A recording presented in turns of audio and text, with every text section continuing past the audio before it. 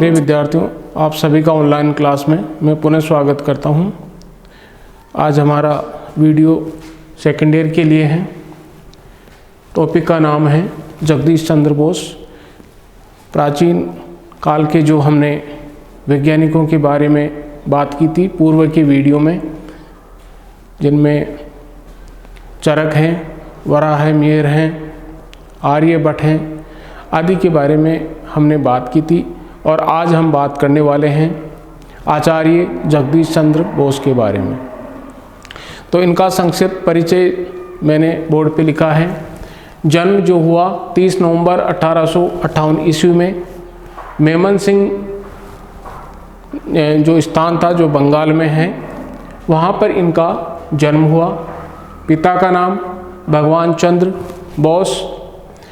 इनके जो पिता थे वो सरकारी पद पर थे और डिप्टी कलेक्टर थे, इसलिए ऊंचे पद पर रहने के कारण से जगदीश चंद्र बोस को उनसे काफ़ी कुछ सीखने के लिए मिला, क्योंकि उनके पिता जो हैं प्रशासनिक पद पर थे। माता का नाम बामा सुंदरी बोस।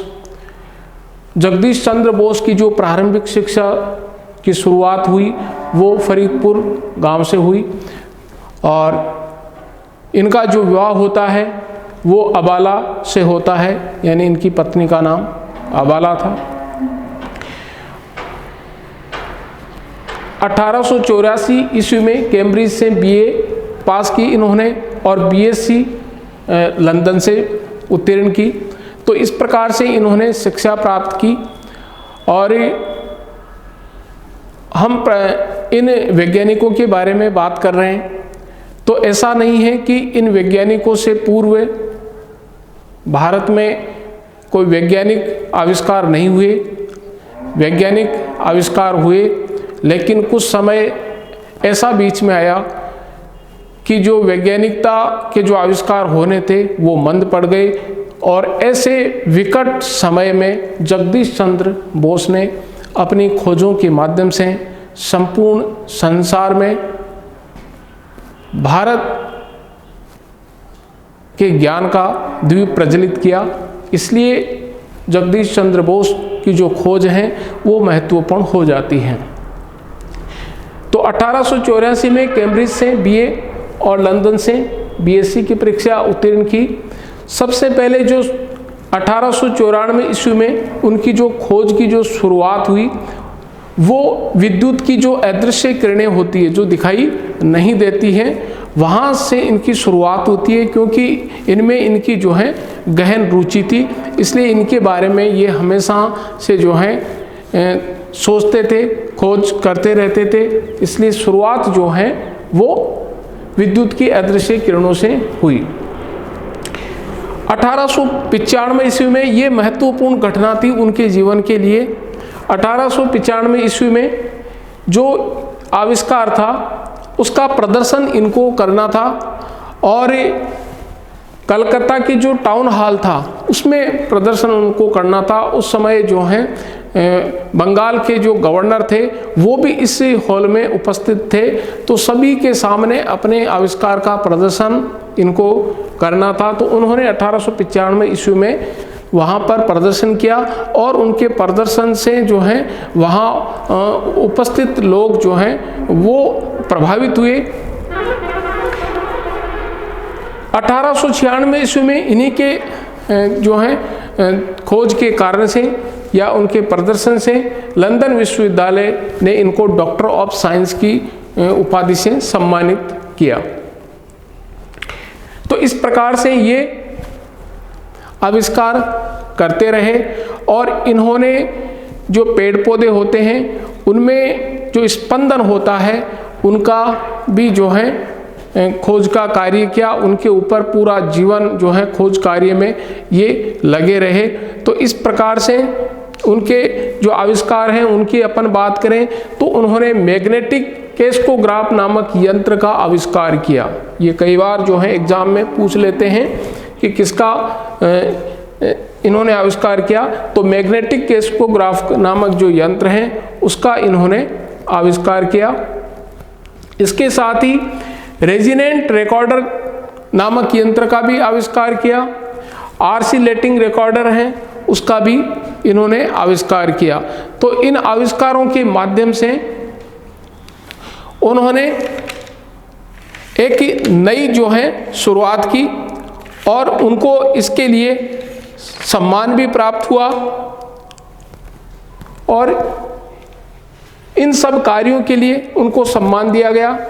1903 में CIR की उपाधि भारत सरकार के द्वारा इनको दी गई और 1916 में नाइट की उपाधि से इनको सम्मानित किया गया।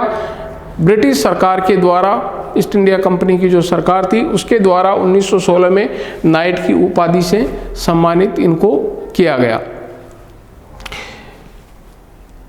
तो इन्होंने अपने आविष्कार और खोजों के माध्यम से भारत का जो नाम है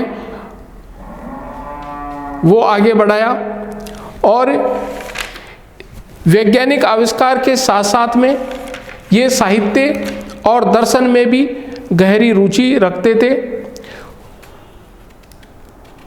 और इस रुचि के कारण से उनको ये सारे सम्मान प्राप्त हुए। CIR की उपाधि से सम्मानित किया भारत सरकार के द्वारा और नाइट की उपाधि से सम्मानित किया गया 1916 में।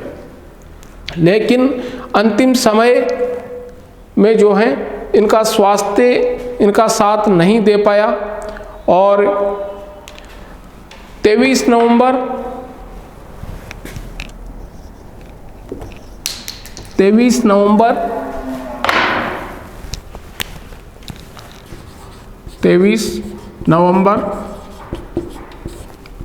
1937 ईस्वी को इनका देहांत हो गया।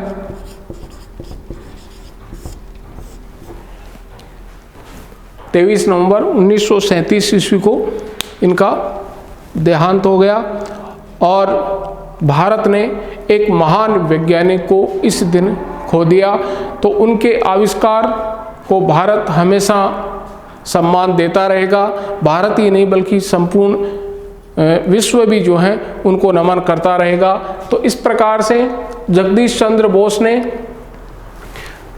विज्ञान के क्षेत्र में एक नई उपलब्धि दर्ज की और विश्व को यह बता दिया कि भारत में भी ज्ञान है और वो इसको सिद्ध कर सकते हैं, क्योंकि उस समय जो है यूरोप के लोग आविष्कार करते जा रहे थे और भारत का जो विज्ञान था वो मंद था। ऐसी स्थिति में जगदीश चंद्र बोस ने अपने ज्ञान के माध्यम से भारत का जो मस्तक है वो ऊंचा किया।